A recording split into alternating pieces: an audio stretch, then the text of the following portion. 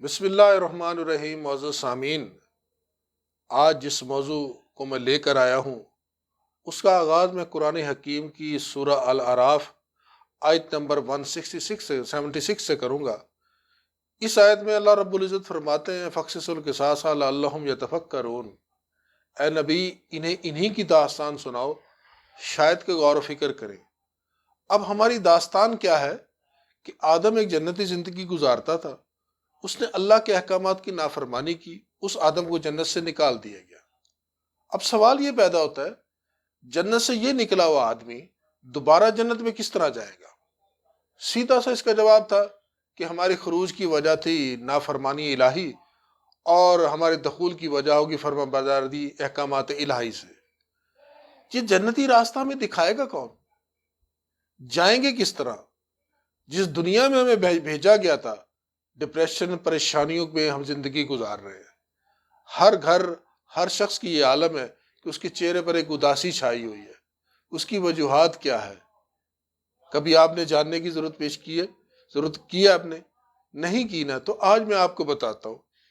آج ہم پریشان اس لیے کہ ہمارے اندر شکر گزاری نہیں ہے، ہم شکر گزار نہیں ہیں۔ قرآن حکیم سورۃ الابراہیم سورۃ نمبر 14 آیت نمبر 7 میں فرماتا ہے وَإِذْ تَأَذَّنَ رَبَّكُمْ لَئِن شَكَرْتُمْ لَأَزِيدَنَّكُمْ، اے نبی وہ وقت بڑا قابل ذکر ہے جب تیرے رب نے کہا تھا کہ تم اس کا شکر ادا کرو گے وہ تمہیں اور زیادہ دے گا۔ اس آیت میں اس حکم نے اللہ رب العزت نے جس بات پر سب سے زیادہ زور دیا وہ ہے شکر۔ آج میں اس شکر کو ڈیفائن کرنا چاہتا ہوں کہ آخر یہ شکر ہے کیا، جس کے ادا کرنے سے اللہ رب العزت اپنی نعمتوں کے بھرمار ہم کر دے گا۔ تو اس کی مثالیں چند میں آپ کو دوں گا۔ مثال کے طور پر ایک آدمی چوری کرنے جاتا ہے، چوری کر آتا ہے، بہت سارا مال لوٹتا ہے، گھر آ کر کہتا ہے کہ یا اللہ تیرا شکر ہے میں پکڑا نہیں گیا۔ کیا اس نے رب کا شکر ادا کیا؟ یا کوئی آدمی ناجائز ذرائع سے دولت اکٹھی کرتا ہے اور اپنا بینک بیلنس بھر لیتا ہے اور یہ کہے کہ یا اللہ تیرا شکر ہے کہ کاروبار اچھا چل رہا ہے، کیا اس نے رب کا شکر ادا کیا؟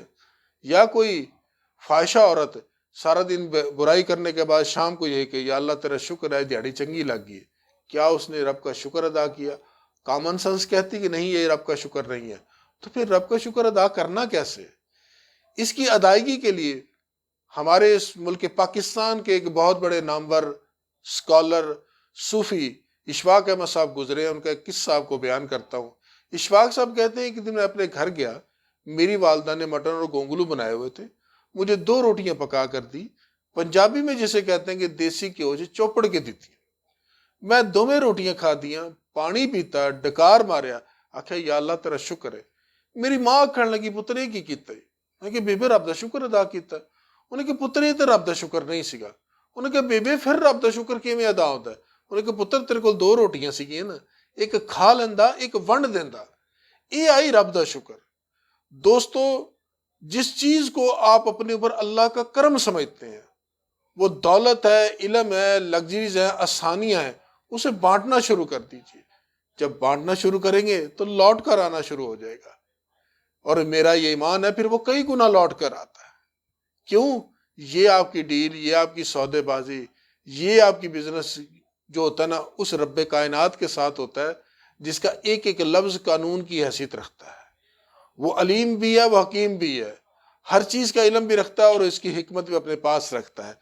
جو چیزیں میرے لیے ضروری تھی وہ اس نے ایک نسخہ کیمیا بنا کر ہمارے پاس قرآن حکیم کی شکل میں بھیج دیا۔ ایک اور مثال اسی واقعے سے ریلیٹڈ آپ کو سناتا ہوں کہ عبدالستار ایدھی صاحب بہت بڑے سماجی کارکن پاکستان میں گزرے ہیں۔ وہ اپنا قصہ بیان کرتے ہیں کہ میں جب بچپن میں اسکول جایا کرتا تھا نا، میری ماں مجھے 2 آنے دیا کرتی تھی، کہتی تھی بیٹا ایک آنا کھا لینا ہے، ایک بانٹ دینا ہے۔ ایدھی صاحب کہتے ہیں اس ایک آنے نے مجھے عبدالستار ایدھی بنا دیا۔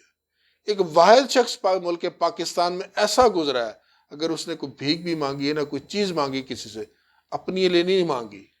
تو دنیا میں جتنے بھی مذاہب ہیں نا جی، وہ اسی بات پر آپ کو زور دیتے ہیں کہ بانٹو بانٹو بانٹو، لیکن خدا کا بٹوارا ہر مذہب نے کیا، کبھی مسجد میں، کبھی مندر میں، کبھی کلیسا میں، مگر خدا کو پانے کی ایک ہی راہ تھی، وہ کیا تھی؟ خدمت انسانی، جسے ہر مذہب نے توڑا۔ تو لہٰذا آپ لوگ بھی اس گریٹیچیوڈ کو، اس شکر گزاری کو اپنا کر دیکھیے۔ بانٹنا شروع کر دیجئے۔ اگر میری بات پر پھر بھی آپ کو یقین نہیں آتا تو پھر ایسا کریے، کسی دن آپ لنگر کی دیگ پر بیٹھ جائیے اور بانٹنا شروع کر دیجئے۔ بانٹنا شروع کریں گے، آپ کی اپنی بھوک ختم ہو جائے گی۔ یہ میرا آپ سے وعدہ ہے، اس چیز کو کبھی آزما کر دیکھیے۔